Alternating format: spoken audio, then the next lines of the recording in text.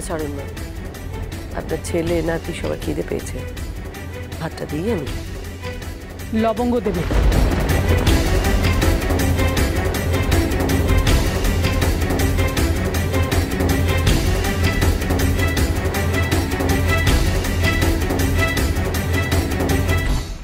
সংসারের ভালো মন্দর জন্য মেয়েদের অনেক কষ্ট সহ্য করতে হয় বৌমা। লবঙ্গ না হয় এইটুকু করলো। আজ অন্তত লবঙ্গ নিজের হাতে সবাইকে ভাত পরিবেশন করবে। বাড়ির বড় হিসেবে এইটা আমার আদেশ বলতে পারে।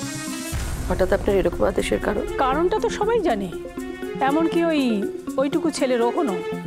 শুধু তুমি জানো না। আজকে লবঙ্গর বউ ভাত। বউ ভাতের দিন বাড়ির বউ সবাইকে পরিবেশন করে, এটাই নিয়ম। আজকে সেই নিয়মটা মানা হবে। পায়ের ক্ষতি হলেও বাড়ির সকলের মঙ্গলের জন্য। নিয়ম মঙ্গল অমঙ্গল এসব আপনি মানেন? মা মানি না। মানেন কি? আপনি নিজে ভেবে দেখুন তো, যেদিন সব নিয়ম মেনে আমি নীলের সঙ্গে লবঙ্গের বিয়ে দেবো বলে ঠিক করেছিলাম, সেদিন লবঙ্গকে আপনি নিয়ে এসেছিলেন, কিন্তু দোরগোড়া পর্যন্ত নিয়ে এসে সেখান থেকে ফিরে গিয়েছিলেন। সেটা কি সংসারের মঙ্গলের জন্য? মা, সেদিন রানী সমস্ত নিয়ম মেনেছিল, দধি মঙ্গল থেকে গায়ে হলুদ পর্যন্ত, কিন্তু আপনি সমস্ত নিয়ম ভেঙে দিয়ে লবঙ্গকে নিয়ে চলে গিয়েছিলেন। সে কথাই যদি বলেন তাহলে তো আমাকে আরো আগে থেকে শুরু করতে হয়, একেবারে প্রথম থেকে। যেদিন আপনার মেয়ে সর্ষেফুলির মন্দির থেকে ছেলেকে তুলে নিয়ে চলে এসেছিল কোনো নিয়ম না মেনেই।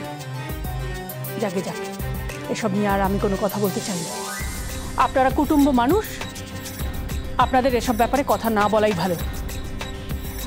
আর সংসারের জন্য, লবঙ্গর জন্য আমি চাই এই নিয়মটা মানা হোক।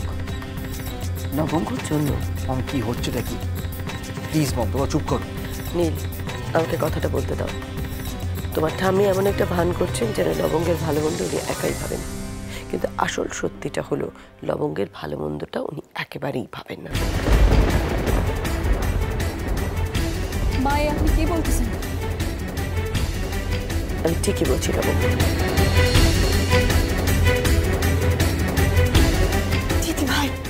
দিদিভাই কি করছো তুমি? এই সমস্ত কি বলছো? চুপ করো না প্লিজ। যা সত্যি সেটাই আমি বলছি বৈশালী। সংসারের ভালো মন্দের কথা ভাবলে সেদিন লবঙ্গকে ওভাবে উনি ফিরিয়ে নিয়ে যেতে পারতেন না। লবঙ্গের ভালো মন্দ যদি উনি সত্যিই ভাবতেন তাহলে আজকের লবঙ্গকে খাবার সার্ভ করতে উনি বলতেন না। মা তো এমন ভাব করেন যেন লবঙ্গকে চোখে হারাচ্ছেন, সবসময় আগলে আগলে রাখছেন। কাল আমি বললাম গেস্ট রুমে থাক, উনি শুনলেন না, জোর করে নিয়ে গেলেন ওনার কাছে। কি না ওনার কাছে ভালো থাকবে। আগলে আর রাখতে পারলো কোথায়? সেই তো লবঙ্গ এসে নীলের সামনেই পড়লো। প্লিজ মামি, স্টপ ইট, অনেক হয়েছে। কবিতাতে কিছু ভুল বলেনি উনি। আসল কথা হলো মা কালকে লবঙ্গকে আটকাতে, সেটার কারণ আছে। আর আজকে ভাত দেওয়ার নিয়ম পালনের নাটকটা জাস্ট সেই কারণে। নাটক? আমি নাটক করছেন তো মা, করছেন। আর কেন করছেন সেটাও আমি ভালো করে বলে দিতে পারি। তোমার মায়ের মুখোশটা আমি সবার সামনে খুলে দিতে চাইছি, তাই তোমার ভালো না লাগাটাই স্বাভাবিক, কিন্তু আমি সত্যিটা বলতে বাধ্য। আমি বলবই সত্যিটা। লবঙ্গ জানুক, নীল জানুক। প্লিজ মম, আমি কিছু জানতে চাই না। আর তুমি কাকে কি বলছো মম? ঠাম্মি কে বলছো? ঠাম্মি কে?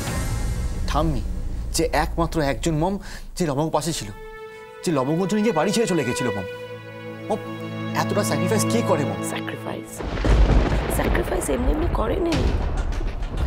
মা সবসময় লবঙ্গের পাশে থেকেছেন এটা দেখানোর জন্য যে তিনি কত মহান।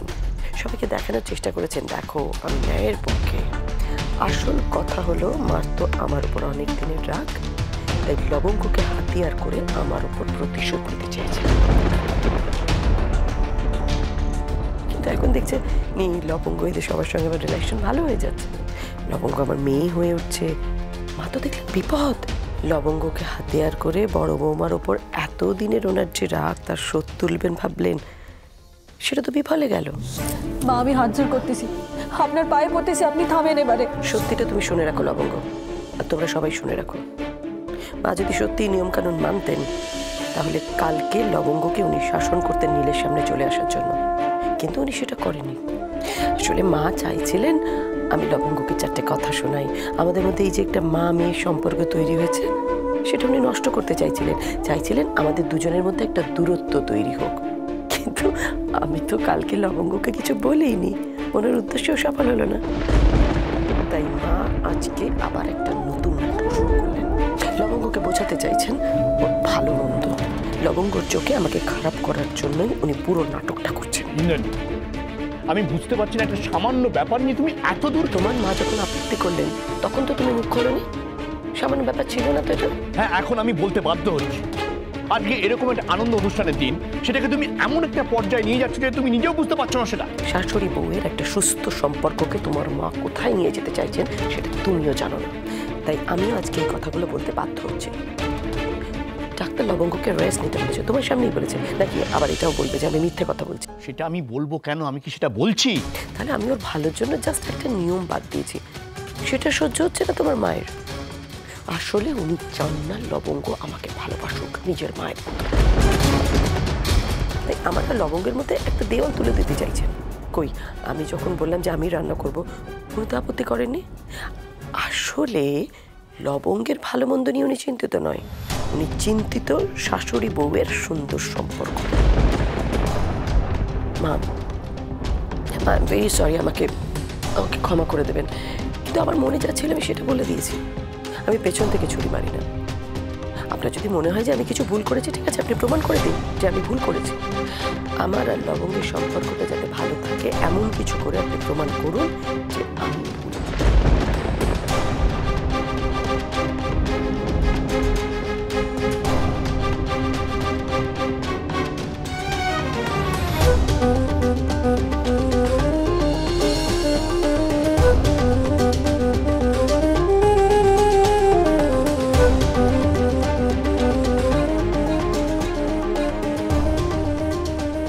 আজকের দিনে লবঙ্গ ভাত দিতে পারছে না, সবার ভাতে লবঙ্গের খারাপ লাগবে, কত কথাই তো হলোই নি। কিন্তু আজকের দিনে কেউ না খেয়ে থাকলে সেটা কি লবঙ্গ ভালো লাগবে? নিয়মের কথা আমি বলছি না, আমি শুধু খারাপ লাগার কথা বলছি। প্রয়োজন হলে আমাকে বকো, মারো, যা ইচ্ছে করো, কিন্তু না খেয়ে কেউ উঠে যেও না, তাহলে লবঙ্গ কিন্তু খুব কষ্ট পাবে।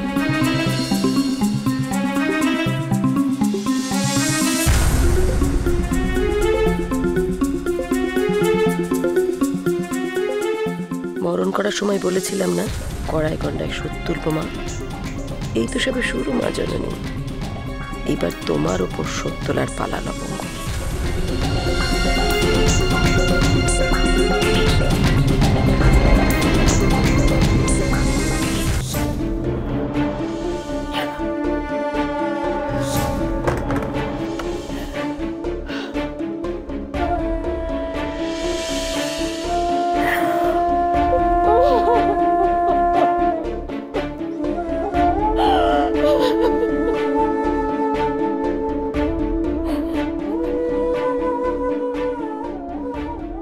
আসলে উনি চান না লবঙ্গ আমাকে ভালোবাসুক নিজের মায়ের মতো।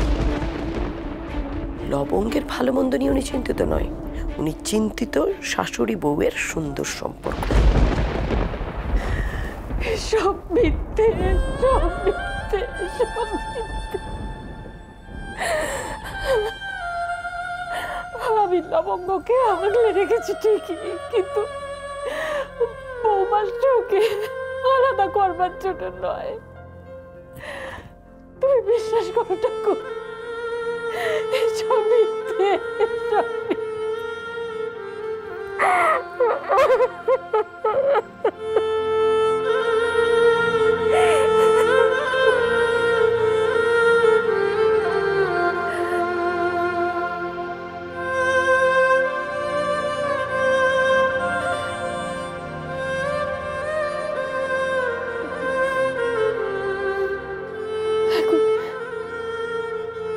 আমি কি করব?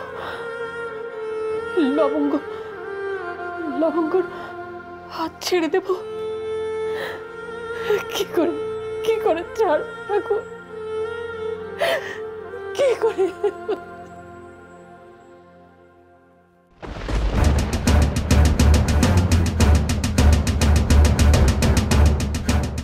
কোথায় যাচ্ছ অভিজিৎ? মুখের সামনে ভাতের থালা ফেলে কোথায় যাচ্ছ?